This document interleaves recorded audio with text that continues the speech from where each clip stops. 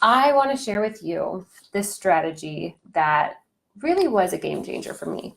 The strategy we're going to talk about today is called Think, Pair, Share. Now, even if you have heard of this strategy, I'm going to share with you 3 ways you can make this more meaningful with your students. So stay tuned for the end, because there are some really new things that I think will be really beneficial to your students. This strategy, you'll also receive at the end this awesome cheat sheet, and so I will share that with you. But this strategy is so great because you can use it throughout the day with any subject area and with all learners. And so that's why I love it. There's no prep to it. It's literally what the name is. It's a Kagan strategy. And what you have the kids do is you pose a question or something you want them to talk about, and you give them some think time. And then they pair up with one another and they share their response. Now, what I love about this is your whole classroom is talking, and it's not in an out of control way. All the students are engaged on topic, but it's not just one student answering the question. And I know that as a teacher, I struggled a lot with that, of just calling on a few kids, and usually the ones who would raise their hands pretty quickly. And so especially the second language learners, a lot of times they would get lost in those discussions, in those class whole group discussions, or they would just be too afraid to answer in front of all their peers. And so this strategy really lowers that affective filter, and so it gives them that confidence to maybe listen to a peer first of what they have to say about the question, and it gives them some confidence to respond as well. And then they share, you can share back in a whole group, you can share, they might just share with each other. So that's what the Think, Pair, Share stands for. Now, this is something you can do just in the middle of the lesson to kind of break up things. If you feel like you're talking too much and you want to make sure your kids are on track and engaged, then you can quickly do a Think, Pair, Share. Now, some of the things you might need to think about, I was a first grade teacher, and so partnering up, that can be a little bit daunting sometimes. Of this could really turn into a very elaborate strategy instead of being something really simple. And so those are some things to think about ahead of time of how you want to handle that. In my class, we always did find your elbow buddy. And so they'd put their elbow up, and those who didn't have an elbow buddy would come to the front and they would find somebody to pair with. And so over time, they did this so quickly, and the partnering wasn't a big deal. But maybe that's something you want to think about ahead of time if you are worried that that's going to cause some distraction from the goal of the whole strategy. So the few ways that I think that this can be a little bit more meaningful. One way that I love to do with my students was to give them a little thought bubble. And so this one is laminated, and so the students could write on it. At one time, I even took a picture of the students like this, and so they each had their own thought bubble that they would write on with a picture of them. And so this I love because it gives them that extra time to really think about the question you're asking them. A lot of times in the Think, Pair, Share, I would throw out the question and give them very minimum thinking time. But the purpose, hello, thanks for joining us. The purpose is really to let them think about the question. And so this is great if you have one of these thought bubbles, even for your beginner ELL students, that they can draw a picture of what's going on through their mind. And even if they're not tracking with the conversation, you can still get a glimpse at what they are thinking about.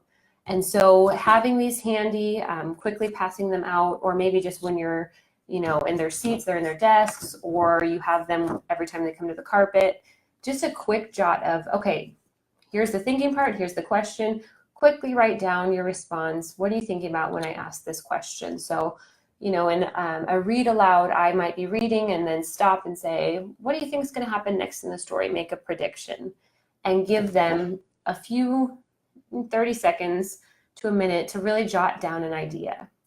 Because the other thing that can happen sometimes is the students will just wait for the other student to respond when they pair up.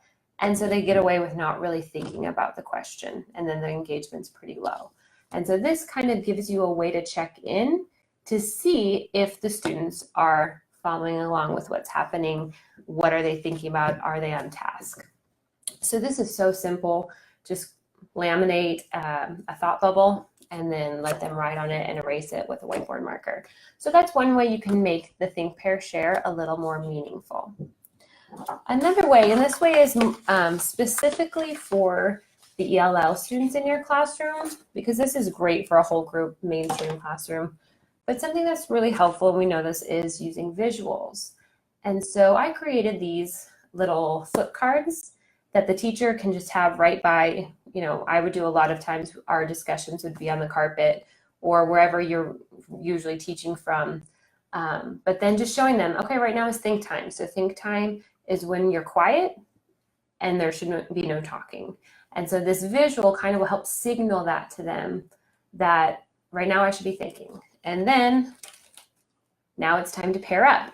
So everybody find an elbow buddy or find a partner, or if you have cards that you pass out, however you handle that. Now it's talk time. So you should be talking with your partner only. And then lastly, share time. So then coming back and sharing as a group. So these are really helpful because it gives those kids visual reminders of what they should be doing at that time. So that's another way to make it a little more meaningful. Along with the visuals, I listened to a great podcast the other day, and it was with Jeff Swires, who is the king of academic language. And so he was talking about the same strategy and talking about how sometimes we don't really take it to that next level. And I definitely was convicted of that. And a lot of times I would just have the students answer the question, the other person would answer the question, and then we'd come back together and share. And he really challenged the listeners to take it that step further, to really teach students how to have a discussion, how to listen first to their peer and then respond to their peer before they share their reason or their answer. And I thought, wow, even as adults, we kind of need to practice this. We sometimes get too quick at telling our answer to the question instead of waiting and listening and then choosing a response of our own. So whether that's using a visual like this, I agree with your statement or I disagree with your statement, or just responding with another question. This is a huge skill for students to learn, whether they're in first grade or 12th grade, but really using this quick strategy as an opportunity to teach them really good discussion. So that's another way that you can go take it a step further, is to use and really model some of the academic language that you're hoping that they'll model. Using sentence stems or using visuals like this is another way you can do that. Also, a lot of times I would get frustrated with the students if they weren't on task or weren't following the expectation that I had for them. But I realized that without an expectations poster or a visual guideline, I don't know if it was right for me to get frustrated about that. I would kind of throw it on them. Okay, we're gonna do think, pair, share, let's go. And so this is something that you could have up in your classroom as just that reminder. And these are the same visual cards that you saw earlier, but just a reminder of, okay, when we're doing a think, pair, share, here's exactly what should be happening. Then this really will eliminate a lot of the problem behaviors that might occur, and it will help it to run really smoothly. And that's what strategies you want to happen. You don't want it to be causing more issues in your classroom, but it should really be causing awesome engagement, and you're just getting so much out of it. And so the last way that you can make these think, pair, shares more meaningful is by, as the teacher, really using this time to observe the conversations that are happening with your students. And I know for me, sometimes I would pose the question and then get the lesson kind of ready for where we were taking it and use it as a time for the students to be engaged with each other, and I could do what I had to do. And that's fine. Sometimes that happens and that needs to happen. But I think this could also be a really awesome opportunity to do some observations on the students. So if you can see here, these are our printed Post-its, which I absolutely love. Once I figured out how to use this, I make too many of them, honestly. But this is a printed Post-it that has think, pair, share observation. And so it just says things like, You write the student's name, the date, it thinks about the question. Is that student, maybe focusing on one student when you do a think, pair, share, and seeing how that student's responding to this. Are they thinking about the question, or are they just kind of staring off and not really engaged with the question? Are they sharing their idea with the partner, or are they waiting for their peer to answer first and kind of just copying what their peer says? Especially for our ELLs, this is a really important one. Are they using eye contact? And are they using gestures when they speak, or is that still something that they might need to work on? Do they respond to the peer's ideas? So like we were talking about with using that I agree, I disagree, or asking a question for further follow-up. Are they doing that? And then are they willing to share their idea confidently with the class?